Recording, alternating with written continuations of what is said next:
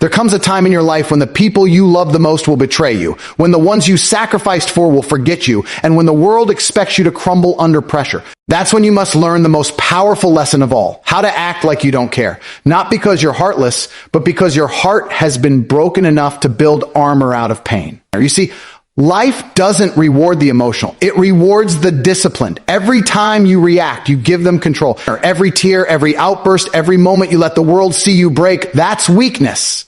And the world feeds on weakness like vultures on a dying animal. You've got to master the art of silence, the strength of restraint, the cold stare that says, I've seen worse and survived. You want respect? Don't chase it. You want loyalty? Don't beg for it. You want peace? Earn it by walking away without a word when chaos tries to pull you in. Keep your head high, your eyes forward, and your emotions locked away like a weapon only drawn when necessary. This isn't about being fake. It's about being in control. Be the storm they never see coming. Emotion is a weapon. Master it or be destroyed by it. This is a truth so powerful, yet so misunderstood by many that it separates the winners from the losers in every arena of life. From the boardroom to the battlefield, from relationships to personal growth, emotions are either your greatest allies or your most dangerous enemies. The difference lies not in feeling them, because feeling is human, but in how you choose to wield them. When you fail to control your emotions, they control you, turning you into a puppet, dancing on the strings pulled by every slight, every insult, every disappointment. But when you master your emotions, you transform that raw, unpredictable force into a precision instrument, a weapon sharper than any sword, capable of cutting through adversity, fear, and doubt. Imagine for a moment the last time you were overwhelmed by anger, sadness, or anxiety. How did it affect your decisions? Did you react with clarity or chaos? Did you rise above the challenge or fall deeper into the trap? When emotions explode unchecked, they cloud your judgment, distort reality, and push you towards self-destructive behaviors. They become chains that bind you to weakness and vulnerability. People around you can smell this loss of control. They see it as a crack in your armor, and they will exploit it without hesitation. Whether it's in a high-stakes negotiation or a personal conflict, showing that your emotions dictate your actions is like waving a red flag to predators. You lose power, respect, and sometimes everything you've worked for. Yet to say you should suppress your emotions is not the answer either. Emotions are not enemies to be eliminated. They are forces to be understood and commanded. Think of the great leaders, athletes, and warriors throughout history. None of them were emotionless. They felt fear, pain, doubt, love, and anger just as deeply as anyone else. The difference was their ability to harness these feelings and turn them into fuel. They didn't run from their emotions. They used them to sharpen their focus, to strengthen their resolve, to ignite their passion. This is the mastery of emotion, knowing when to unleash it and when to contain it, how to channel it into action rather than reaction. Mastery of emotion begins with awareness. You must first recognize what you are feeling without judgment or denial. This is harder than it sounds because emotions are often tangled in layers of subconscious thoughts and triggers. You might feel angry, but underneath lies fear. Or you might feel hurt, but beneath it is pride. The moment you name what's truly going on inside, you strip the emotion of its mystery and power. Awareness is the first step to control, and control is the first step to mastery.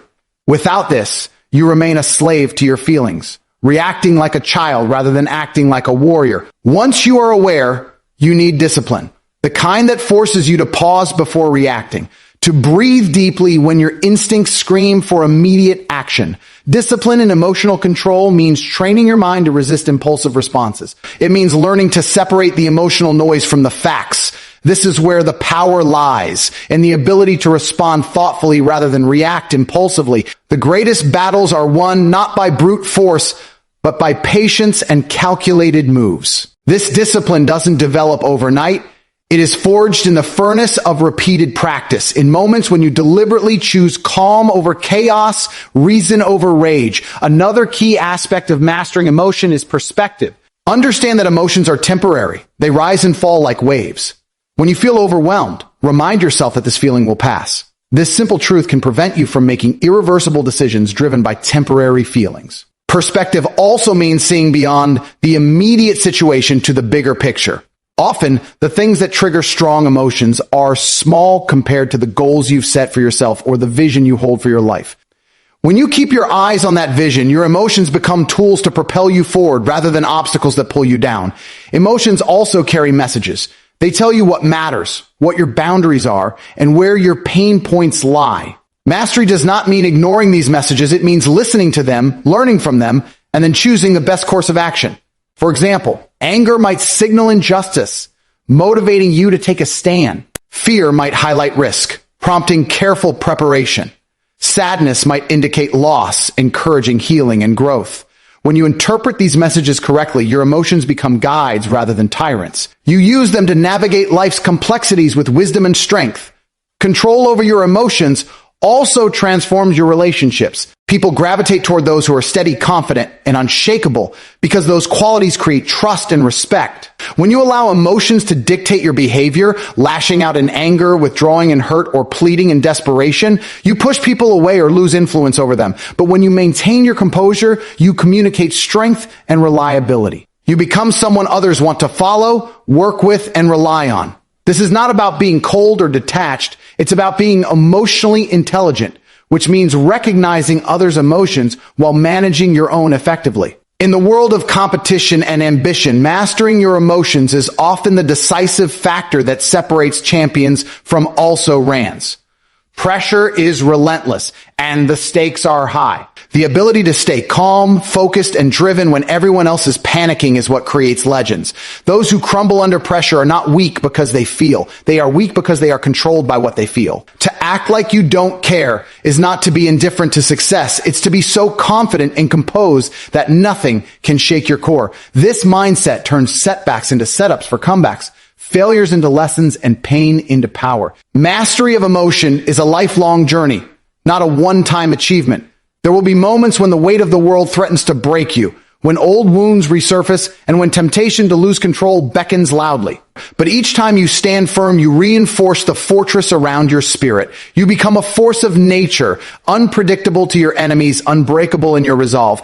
This is the ultimate freedom, the freedom from being a slave to your feelings, the freedom to act with clarity and purpose no matter the chaos around you. So, learn this truth. Emotion is a weapon. If you don't master it, it will destroy you. But if you do, it will empower you beyond measure.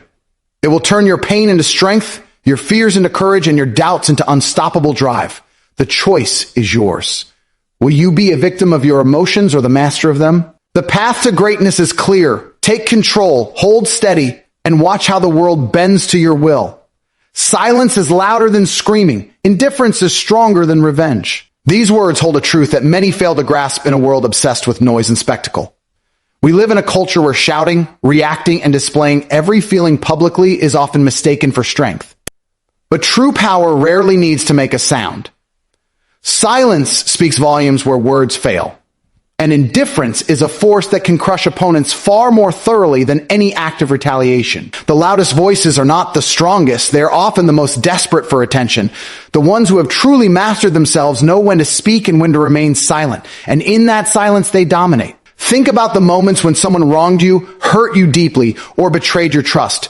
The natural instinct is to scream, to lash out, to get even. But what does screaming actually accomplish? It reveals that you are emotionally rattled, that you care enough to react. It gives power to the offender by feeding their ego, proving they got under your skin.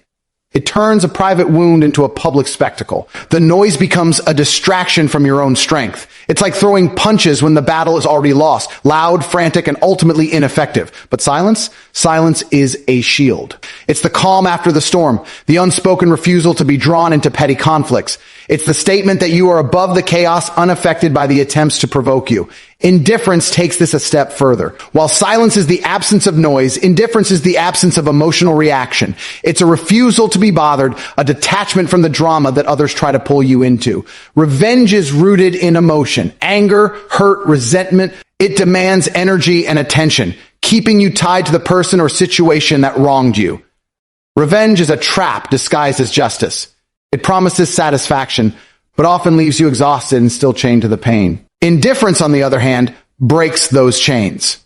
It says, your actions do not affect me. It's the ultimate form of control because it denies your enemies the reaction they seek. When they realize their attempts to hurt or manipulate you are met with cold, unwavering disregard, their power evaporates. Indifference wounds deeper than any act of revenge because it signifies total disregard, as if the offense never mattered in the first place.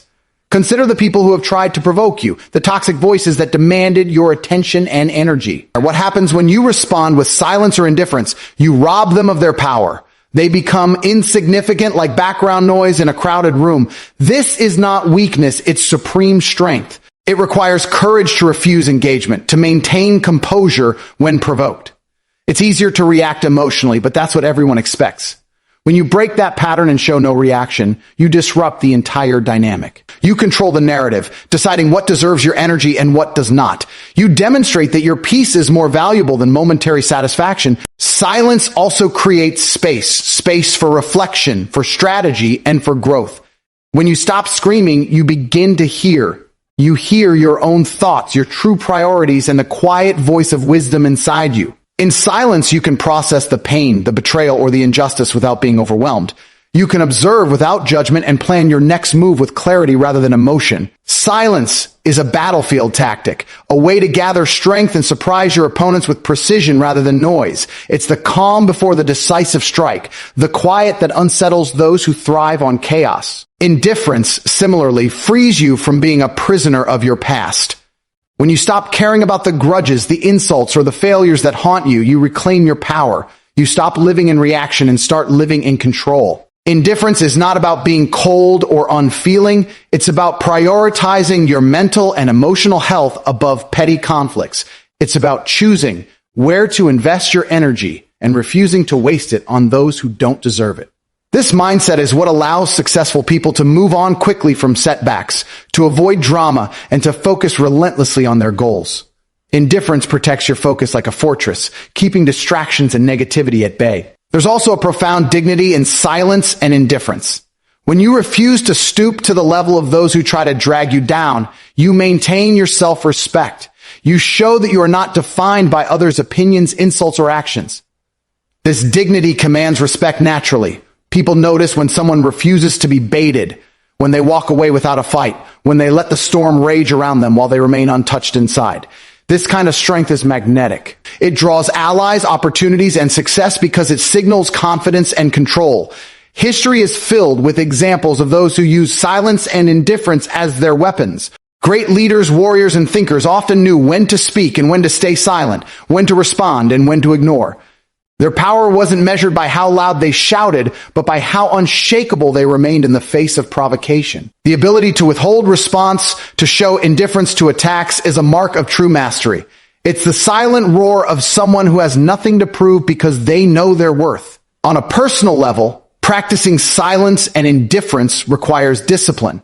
It means training yourself to resist the impulse to react immediately, to question whether your response serves you or only feeds the fire. It means recognizing when your emotions are being manipulated and choosing to disengage. This is difficult because our brains are wired for reaction, for fight or flight. But with conscious effort, you can build this muscle. Every time you choose silence over screaming or indifference over revenge, you strengthen your inner fortress. This strength also protects your future. Screaming and revenge bind you to the past, replaying the same pain over and over. Silence and indifference free you to focus on what lies ahead. They let you invest your energy in building, creating, and growing rather than tearing down or being torn down. When you master these qualities, you become unstoppable. You create a life that is defined by your own rules, not by the chaos others try to impose on you. In relationships, silence and indifference can be tools for boundary setting. When someone crosses a line or disrespects you, responding with noise often escalates the conflict. But silence signals that you are not engaging on their terms. Indifference tells them that their attempts to hurt you are ineffective. This shifts the dynamic and forces them to reconsider their actions. You gain respect not by fighting fire with fire, but by refusing to burn at all. This is the ultimate power move. Ultimately, silence is louder than screaming because it communicates control, confidence, and composure. Indifference is stronger than revenge because it denies your enemies the reaction they crave and preserves your energy for what truly matters. These are not signs of weakness or detachment. They are the marks of a warrior who has learned the art of emotional mastery. In a noisy world desperate for attention and validation, be the calm that unsettles and the cold that conquers. Let your silence roar louder than their screams and your indifference crush stronger than their revenge. This is the true path to strength, freedom, and victory. People test what they think you care about. Stop showing them what hurts. This is a harsh truth that many fail to grasp until it's too late. A lesson learned only through repeated heartbreak, betrayal, and disappointment. The world is full of people who will push boundaries, poke at vulnerabilities, and exploit weaknesses because they sense where your pain lies. They do this not always out of malice, but because human nature instinctively probes for the soft spots, the cracks in your armor. When they find what you care about most deeply, they test it relentlessly. The moment you reveal what hurts you, you hand them the keys to your emotional prison, and from that point forward, they hold power over you. Think about it. When you show someone that a certain topic, opinion, or action gets under your skin, it becomes a target. Whether it's your past failures, your family, your insecurities, or your deepest dreams, once these vulnerabilities are exposed, people will test your limits around them. They throw jabs, say harsh things, or act in ways designed to provoke a reaction. This isn't just about enemies or strangers. Sometimes it's those closest to you who test you the most, whether consciously or unconsciously. Why? Because they want to know how far they can push before you break, how much control they can exert over your emotions, and by extension, your actions. Every reaction you give them, every sign that you care, feeds this testing cycle. It's like a fire that grows bigger every time you throw fuel on it. When you get upset, lash out, or show hurt, it validates their actions. It confirms that they've hit a nerve, that your emotions are tied to their behavior. This empowers them to keep going, to test even more. On the other hand, if you stop showing what hurts, if you refuse to react or give away your emotional triggers, the tests lose their purpose. The fire dies out, the power shifts. You take control of the game. This is not about becoming cold or indifferent to everything. It's about strategic emotional management. You don't have to stop caring entirely, but you must learn to hide what truly wounds you from those who might exploit it. This requires self-awareness, knowing exactly what your triggers are and why they affect you. It requires discipline to resist the urge to react immediately and visibly. It requires strength to put up boundaries and maintain composure when others try to provoke you. People test what they think you care about because care equals weakness in their eyes. When you care too much about something, you become predictable. You become vulnerable. They can anticipate how you will react, and that predictability makes it easier for them to manipulate you. But when you stop showing what hurts, you become unpredictable. You become unbreakable. You stop being their puppet on emotional strings and become the one holding the strings. This shift in power is critical in every aspect of life, whether in personal relationships, the workplace, or social interactions. In relationships, people might test your love or loyalty by pushing boundaries, expecting you to prove yourself again and again. They want to see if you really care enough to endure their behavior or demands. If you show them what hurts, they might take it as a license to continue or escalate their actions. But if you maintain emotional distance and stop giving away your pain, you force them to reconsider how they treat you. You make it clear that your love or loyalty is not something to be tested or taken for granted. In the workplace, this lesson is just as vital. Colleagues or bosses might push your limits on deadlines, responsibilities, or recognition because they sense your ambition or fear of failure.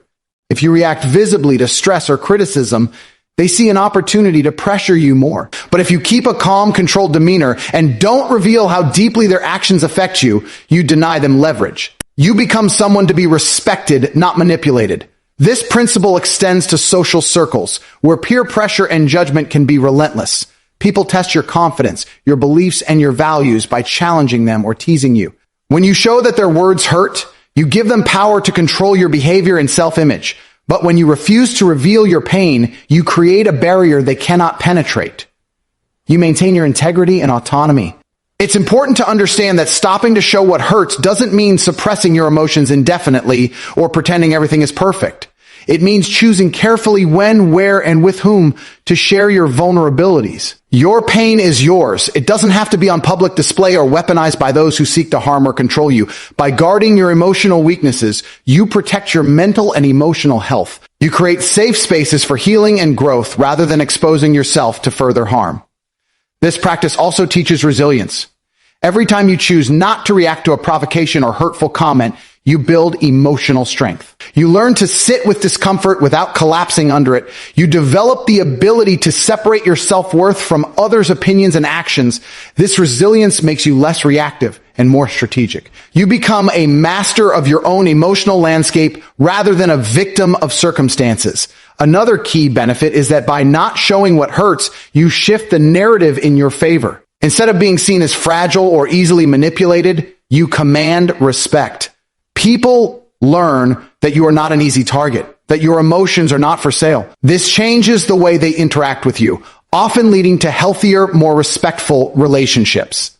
When others know that their attempts to provoke will be met with indifference or calm, they often back off or change their behavior. The practice of withholding emotional reactions also enhances your ability to focus. When you stop being dragged into emotional battles over what hurts, you free up mental energy to concentrate on your goals, your growth, and your vision. You avoid distractions that derail your progress. You cultivate a mindset that prioritizes long-term success over short-term emotional gratification. This doesn't mean ignoring your pain or pretending you're invincible. It means acknowledging your vulnerabilities privately and dealing with them constructively through reflection, support from trusted individuals, or personal development. It means deciding deliberately when to show vulnerability and when to hold it close. This intentionality is a sign of emotional intelligence, a skill that distinguishes the strong from the weak. Ultimately, people test what they think you care about because that's where they believe they can gain control. By stopping to show them what hurts, you take back that control. You close the door on their power to manipulate your emotions.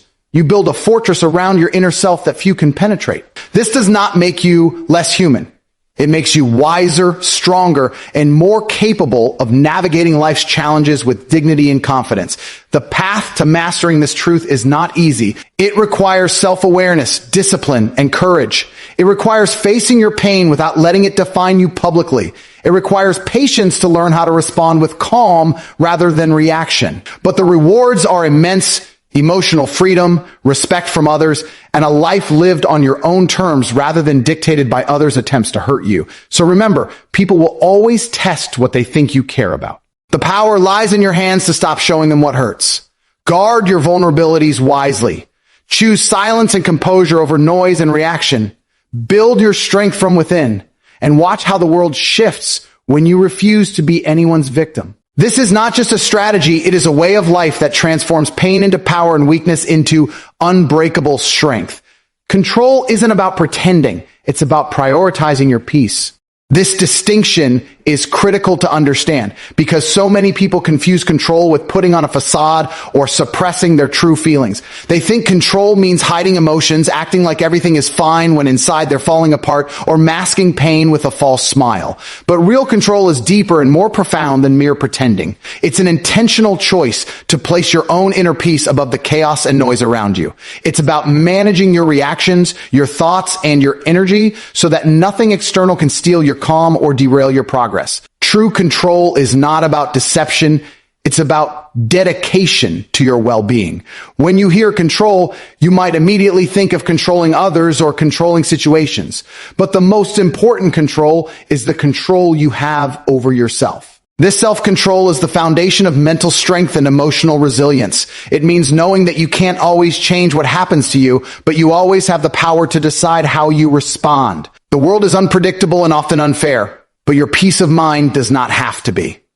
Control is not about forcing reality to fit your desires. It's about adapting to reality while preserving your inner stability. Prioritizing your peace means recognizing that your emotional state is a precious resource. It's something that can be built up, maintained, and protected, or it can be drained, shattered, and lost. Many people give their peace away to situations and people who don't deserve it. They let anger, frustration, or fear dictate their actions, resulting in unnecessary suffering. But when you prioritize peace, you refuse to let these negative emotions take control. You decide that staying calm, centered, and clear-minded is more valuable than reacting impulsively or feeding drama. This choice often requires saying no to toxicity, to distraction, and to the constant pressure to prove yourself. It means setting boundaries that safeguard your emotional energy. You don't have to engage in every argument, explain yourself to every critic, or carry the weight of others' problems. Control involves choosing carefully where you invest your time and emotions. It's about protecting your mental space as fiercely as you protect your physical health. Peace isn't passive. It's an active state that requires vigilance and discipline. The act of prioritizing your peace also means accepting things you cannot change. Often, we fight battles that are lost from the start because we refuse to let go of control over outcomes, other people's behavior, or circumstances beyond our influence. This resistance creates inner turmoil and chaos. Control, in its truest form, acknowledges that while you may not control the external world, you do control your internal world, your thoughts, your attitudes, your emotions. By focusing on what you can control, you conserve energy and maintain your peace instead of wasting it on futile struggles. Another key aspect of control is emotional regulation. When you learn to regulate your emotions rather than be ruled by them, you elevate your peace. This doesn't mean ignoring or suppressing feelings. It means understanding them, processing them, and responding thoughtfully. For example, anger can be a destructive force if unleashed recklessly, but it can become a powerful motivator when channeled correctly. Fear can paralyze, or it can sharpen your focus. Prioritizing peace means developing emotional intelligence, knowing how to manage your feelings so they serve you rather than sabotage you. Practicing control through prioritizing peace also builds resilience. Life will throw challenges at you, disappointments, betrayals, failures, and hardships. When you maintain your peace, these obstacles become easier to endure. You don't crumble under pressure or let stress consume you. Instead, you face difficulties with a clear mind and steady heart. This resilience allows you to recover faster and keep moving forward, even when circumstances seem overwhelming. Control is also deeply tied to mindfulness, the practice of being fully present and aware of your thoughts and feelings without judgment. Mindfulness teaches you to observe your internal experiences rather than immediately react to them. This awareness creates a gap between stimulus and response, giving you the power to choose peace instead of chaos. When you make this choice repeatedly, control becomes second nature, and peace becomes your default state. The ability to prioritize peace over reaction has powerful effects on your relationships as well. When you control your responses, you communicate calm and confidence. People are drawn to those who remain steady amid storms because they provide stability. Controlling your impulses prevents unnecessary conflicts and misunderstandings. It also allows you to respond with empathy and wisdom rather than anger or frustration. This elevates the quality of your connections and fosters mutual respect. Furthermore, prioritizing peace helps you focus on your goals without being derailed by distractions or negativity. When you aren't caught up in emotional turmoil, your mind is free to strategize, create, and execute. You become more productive, more creative, and more consistent. Peace provides the clarity you need to make smart decisions and avoid costly mistakes driven by impulsivity. Many people struggle with control because they confuse it with perfectionism or rigidity. They think controlling their emotions means never feeling upset or always having everything figured out. But this is a misconception. Our control is flexible, it adapts to life's changes, and acknowledges that emotions are natural. What matters is not that you never lose your peace, but that you consistently work to regain it quickly and maintain it intentionally. It's important to remember that prioritizing peace is a daily practice, not a one-time achievement. Life constantly tests your ability to stay grounded. You will face triggers that challenge your control, temptations to react emotionally, and moments of stress that threaten your calm. The difference lies in your commitment to return to peace again and again. Each time you choose peace over reaction, you strengthen your control muscle and deepen your inner calm. Real control also means being honest with yourself about what disturbs your peace. It requires courage to identify toxic influences, unhealthy habits, or negative thought patterns that erode your calm. Once identified, you can take steps to remove or transform these factors. This might mean distancing yourself from certain people, changing your environment, or practicing new mental habits. Prioritizing peace is about creating a life that supports your well-being, not just reacting to whatever life throws at you. Control that prioritizes peace also aligns with wisdom and maturity. It reflects an understanding that life is too short and too precious to waste on emotional chaos. It means valuing yourself enough to protect your mental and emotional health. It means recognizing that your peace is the foundation for everything you want: happiness, success, meaningful relationships, and fulfillment. Without peace, none of these are sustainable. In moments of crisis or conflict, control is what keeps you from spiraling. It's the anchor that holds you steady when everything else feels like it's falling apart. It allows you to assess situations calmly, make decisions with clarity, and act with purpose. Prioritizing peace doesn't mean avoiding challenges. It means meeting them from a place of strength rather than desperation. Ultimately, control isn't about pretending to be something you're not. It's about being true to yourself by choosing peace above all else. It's about embracing your humanity, your emotions, your struggles, your imperfections, while refusing to be ruled by them. It's about cultivating a mindset that values calm, clarity, and balance in the face of life's inevitable storms. When you master this form of control, you free yourself from the tyranny of emotional reactivity. You reclaim your power to shape your life according to your own terms. You create a foundation of peace that no external force can shake. And in that peace, you find the true strength to thrive, to grow, and to become unstoppable. So remember, control is not about putting on a mask or pretending everything is perfect. It's about the conscious decision to prioritize your peace, to guard your inner calm, and to live with intention. When you do this, you unlock a level of power and freedom that transforms every area of your life. That is the real meaning of control. Strength isn't always loud. Sometimes it's walking away like nothing happened. This simple truth goes against